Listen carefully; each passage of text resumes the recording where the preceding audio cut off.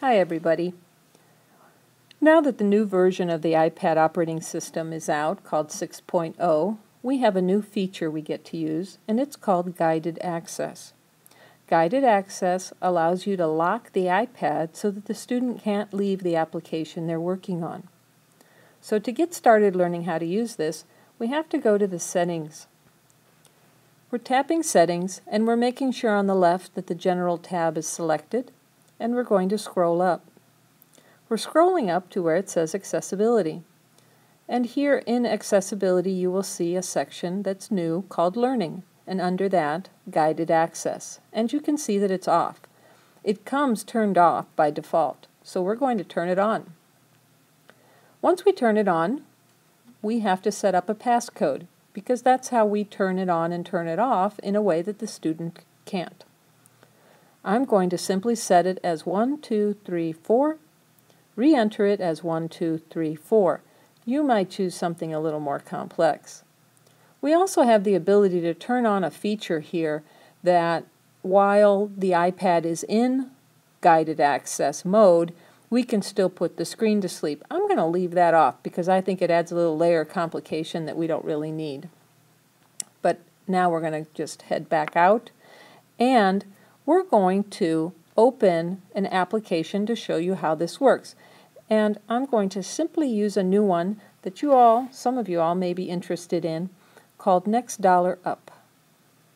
Alright, so Next Dollar opens, and you have a screen here with a dollar amount, and this application teaches students that when they hear or see an amount, they round up to the next dollar, so that when they check out, students that don't have the quick capability to calculate the change simply round up to the nearest dollar and then hand the cashier $4. So the way this application works then, we would tap the little dancing purple icon here. Give me $1.69, please. And so what I need to do is put $2 over here and now check my work by pressing the green check mark. And I got it right, and now I get another question when I tap the purple icon. Give me 97 cents, please. So, to initiate the guided access, we simply tap the home button 3 times quickly. I have other accessibility features loaded onto my iPad here, so that's why I have a choice. You may not see a choice. You may simply open up guided access. So here we are. What do we see? The first thing is we can cancel up on the top left. We can cancel that. We can begin the guided access, but then there's some settings down at the bottom.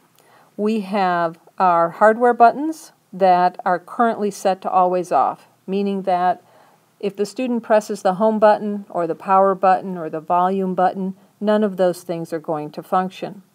We can also disable the touch if potentially the student was reading something where it wasn't necessary for them to interact with the screen at all, or they were maybe listening to some music and you didn't want them to touch the screen and stop the sound of the music from playing. You could also disable the touch feature. And we can disable motion, meaning that for those games or activities where the students shake the iPad, we can disable that as well. I'm going to leave the hardware buttons off, but I'm going to leave the touch and the motion on. And now, when I tap the start button up here in the top right-hand corner, I get a prompt that guided access has started, and I can now work with my activity just as I was before. So the question put to me was, what is the next dollar up for 97 cents? And the answer is $1. I check my work. It's working perfectly. I'm now attempting to tap the home button, and you'll see that it says, oh, guided access is enabled. You're going to have to triple click the home button to exit. Many of our students will not have the ability to either interpret that message correctly or press the home button fast enough 3 times, so the message simply goes away. Now, the next complication we have is that we have a menu button right here. And the menu button asks, do you want to return to the main menu? No, yes. So in here we can say yes, and now here we've left the game. So it's a problem sometimes for buttons that are also in the application, but guided access allows us a way to deal with that. So I'm going to triple click the home button again and exit so that we can change our settings. I'm going to enter 1, 2, 3, 4, and I'm back to the start screen or the setup screen for guided access. Now, notice there's a little reference down here that says circle areas on the screen you would like to disable. So, the menu is our problem. So I'm simply going to draw a circle around the menu. And notice that it auto sizes and makes it fit right above that mark. But I can also resize as needed. You see, I'm just taking the little white circles and repositioning them. But there's a little note of caution here. Make sure you don't make it too tight, because Apple actually allows a little bit of gray area with buttons in that if you don't select the button exactly, but you select it a little bit off to an edge, it may still activate. So it's important when you make these little circles to block the button from functioning that you provide enough of a space around to make sure that it doesn't actually trigger. Now, you'll notice a couple things. The little white dots allow us to size this little graphic. There's an X that would allow us to delete it. The other thing that's important for you to know is although it references circling, you can also, with your finger, make an X.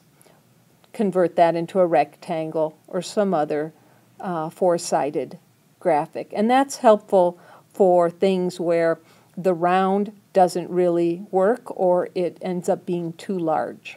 All right?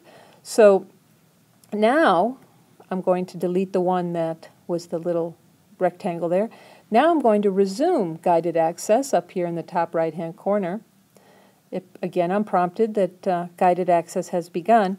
And now you see that there's this little gray area corresponding to the graphic that we created over the menu button. And although you can't tell, I'm tapping all over that menu button, and it's not bringing up the menu. So now the student truly is locked into the activity, and the features of the activity that we don't want him or her to have access to are also locked out. Once again, as a reminder, when it's time to leave guided access, we triple click the home button. 1, 2, 3, 4. And we are back out, and we can say end, and guided access is now ended. Enjoy guided access.